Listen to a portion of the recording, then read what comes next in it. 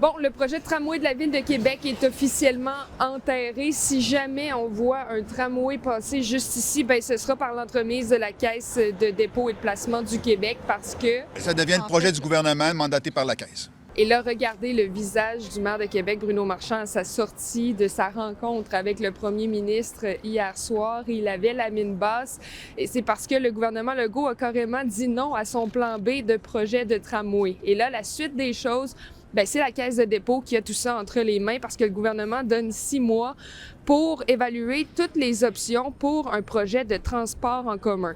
Et là, vous allez me dire, ça n'avait pas déjà été évalué tout ça?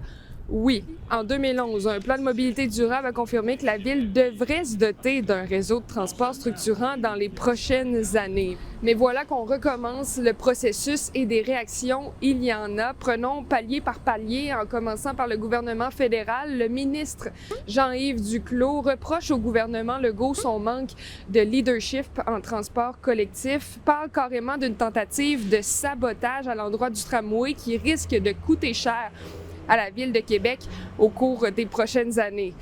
On se transporte à Québec maintenant. Les oppositions tirent à boulet rouge sur François Legault depuis hier. Ne me demandez pas ce matin de ramasser la soue à cochon de François Legault dans la capitale nationale. Il a perdu 5 ans.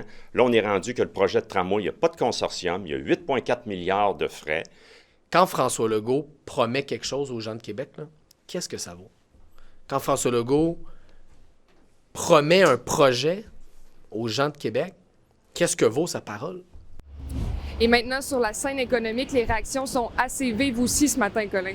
Alexandre, la mobilité, c'est important pour les gens d'affaires aussi. Je parlais avec les gens de la Chambre de commerce et d'industrie de Québec. On me disait c'est un des critères essentiels pour attirer de la main-d'œuvre. Ça paraît. Et donc, dans ce cas-ci, le tramway, on s'inquiète des délais parce qu'on se dit, de un, est-ce qu'on va être capable d'avoir rapidement un réseau de transport structurant qui va permettre d'attirer des entreprises, d'attirer des employés en cette pénurie de main-d'œuvre?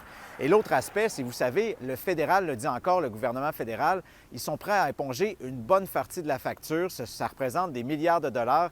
Et là, ce que se demandent les gens de la Chambre de commerce, c'est est-ce qu'on va perdre ces investissements-là, cet argent-là? Ça fait réagir. Là, ça crée une inquiétude.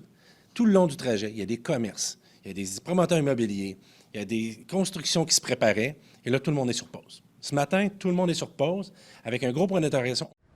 Bon, mais vous voyez que ça bouge quand même beaucoup dans ce dossier-là. Je vous invite à suivre les développements sur l'application Radio-Canada Info et surtout, n'hésitez pas si vous avez des questions, des commentaires à m'écrire. J'aime ça vous lire, surtout quand l'actualité est forte comme au cours des derniers jours. On aime ça d'être le plus clair, le plus précis possible, de vous éclairer, donc n'hésitez surtout pas. Bon jeudi!